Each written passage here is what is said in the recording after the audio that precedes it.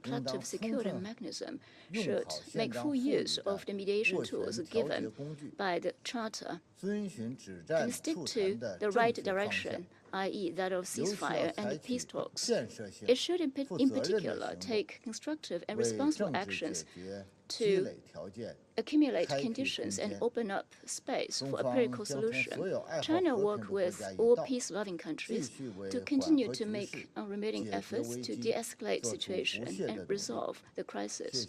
Thank you, Mr. President. Je remercie le représentant de la Chine de sa déclaration et je donne à présent la parole au représentant du Kenya. Thank you, Mr. President, and welcome back. I thank USG Rosemary DiCarlo for her briefing on the dire situation in Ukraine. We again send our heartfelt condolences to all Ukrainians who are suffering the physical, psychological, and economic ravages of war. We are very concerned with the reports of referenda being held in Donetsk, Luhansk, Kherson, and Zaporizhia, and their impact on Ukraine's status as a member of the United Nations and on international peace and security. The UN Secretary General has stated clearly, and I quote him, "Any annexation of a state's territory by another state resulting from the threat or use of force is a violation of the UN Charter and of international law." Close quote. This is the fundamental truth that should be heeded by the Russian Federation and all members of the United Nations. The referenda will undermine the prospects of a longer-term negotiated peace settlement. By attempting to create a fait accompli, they will encourage those who are increasingly put their faith in the strengthening of armed alliances in preparation for war. As if this were not sufficiently alarming, we have heard serious threats being made of the use of weapons of mass destruction. To pull back from the brink of disaster, Kenya calls for an immediate cessation of hostilities and a stop to all attempts to unilaterally alter internationally recognized borders. Mr. President, our frequent briefings, debates, and consultations on the situation in Ukraine are taking place as the economic and conflict situations in different parts of the world get worse. Unfortunately, the most powerful actors are focusing far more on this conflict in Europe than on any other crisis. There appears to be little appetite, and because of this war, even less unity to deliver the reforms and policies that we all know are needed. Mr. President, bold action is required to halt the extreme food insecurity and even starvation in the world. The World Food Programme has calculated that in Eastern Africa, just as an example, fertilizer prices have more than doubled in the last year, and especially so since the invasion of Ukraine.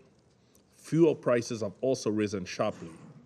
WFP calculates that the result will be a year-on-year decline of 16% in cereal production, representing 7.2 million metric tons. In an already food insecure region, the impact will be to increase the number of hungry people by almost 7 million. This situation is reflected in other regions. It is a matter of life and death for all actors to respond to the global food insecurity crisis. The Black Sea Grain Initiative and the agreement to ensure unimpeded exports of Russian food and fertilizer to world markets were a promising start. It is imperative that all institutions that are enforcing compliance with sanctions ensure that all unintended blockages are removed. There are sufficient reports of negative secondary effects on banking, insurance, transport, and other critical enabling mechanisms. We also urge major grain and fertilizer producers to avoid stockpiling and breaking delivery contracts. Ongoing plans to create emergency mechanisms in this regard may be at a serious detriment of global food security. We urge that any efforts to design and deploy emergency food and energy security mechanisms be accompanied by planning for transformed food systems in the most food insecure regions. A major part of this would be making the necessary investment in sharply increasing agricultural productivity, particularly in Africa. Doing so is key to preventing cycles of humanitarian crises and the declining donor-funded responses to the worst of them. It will also allow investing in climate change-resilient food systems at a time when catastrophic effects are being experienced in multiple regions. Finally, greater production, increased storage, and sufficient transport infrastructure will lead to low food prices and therefore greater political stability.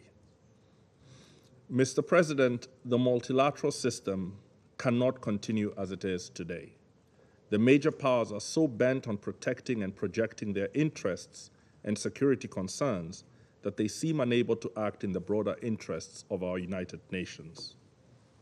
Today, the inarguable truth is that the protections afforded by membership of this organization are insufficient.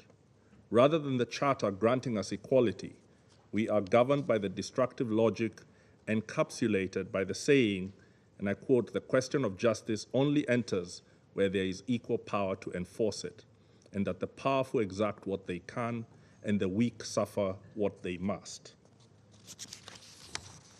It is time we sought real changes in global institutions, including this Security Council.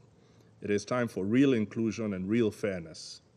We can start with procedural rules in the Council and eventually make changes to the Charter. The reforms should not be limited to allowing only other major powers a seat at the table. It is clear from the historical record that the voice and presence of developing countries with no major military interests to protect regionally or globally needs to be strengthened significantly. A multilateralism founded on the principle of the powerful exacting what they can while the weak suffer what they must is a poor protection against the scourge of war, as we are all witness today. Madam President, or Mr. President, sorry. Kenya reaffirms once more its recognition of Ukraine's sovereignty and territorial integrity within its internationally recognized borders. Thank you.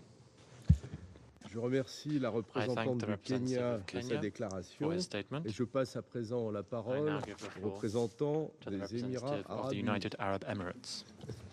Mr. President, I would like to begin by thanking Undersecretary General Rosemary DiCarlo for her updates.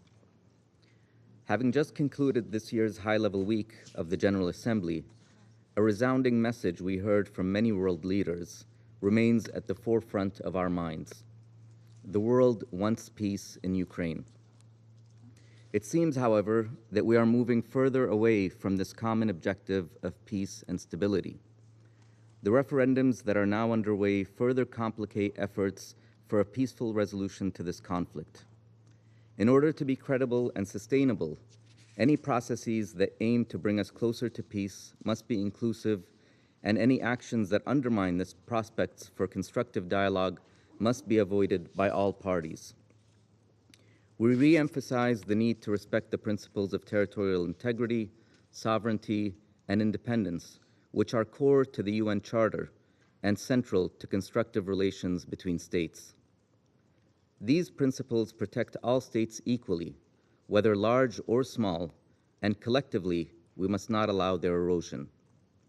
In pursuit of peace, this Council has an essential role in preserving these principles, prioritizing the peaceful settlement of disputes, and maintaining international peace and security.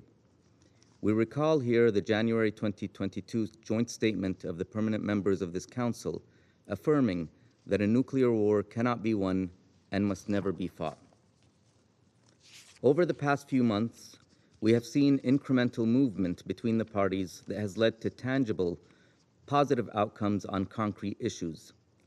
We commend the United Nations and others that have facilitated constructive engagement in this regard. Most recently, the fruits of these efforts have included prisoner exchanges conducted with the assistance of Turkey and Saudi Arabia, and agreements related to the export of grains and fertilizer, which have helped to alleviate pressure on global food supplies and prices. There is further potential to build on these agreements.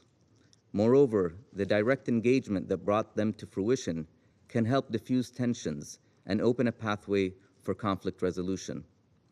To this end, the parties must be supported in moving toward dialogue and away from further escalation. We once again underlined the necessity of all parties abiding by their obligations under international law and international humanitarian law. Mr. President, the war has carried on for over 7 months with no sign of abating. During this time, nearly 14.5 million people were forced to flee their homes, with more than 7 million of them now displaced across Europe. Humanitarian costs have been immense, with more than 17 million people in need of humanitarian assistance. It is long past time for this conflict to come to an end. For that to happen, we continue to emphasize the importance of an immediate cessation of hostilities throughout Ukraine. Additionally, it is essential to build on and amplify positive developments between the parties so we can begin to pull back from this dangerous point of heightened global tensions. What we need now is to secure a peace that is sustainable and in accordance with the UN Charter and international law. Thank you, Mr. President. Je remercie le I thank the représentant des representative Émirats of the arabes United unis Arab de sa Emirates for his déclaration statement. et je donne à I now give présent the la floor to the parole à la representative représentante de la of Norvège. Norway. Thank you, President. We thank USG DiCarlo for her briefing. In the last day, we have all seen images of armed Russian soldiers going door to door in occupied parts of Ukraine to collect votes for a so-called referendum on joining Russia. This is a phony pretext from the aggressor, Russia, to try to annex more parts of Ukraine. And let me be clear, Ukraine has not authorized these referenda, and Norway rejects these Russian fabrication in occupied regions of Ukraine. Whatever outcome Russia announces, they remain contrary to international law, have no legal effects, and would in no way change Ukraine's sovereignty within its international recognized borders. President, we are also clear that no territorial acquisition resulting from use of force shall be recognized as lawful, and that no Russian claims to annex territory can take away Ukraine's right to defend its own land.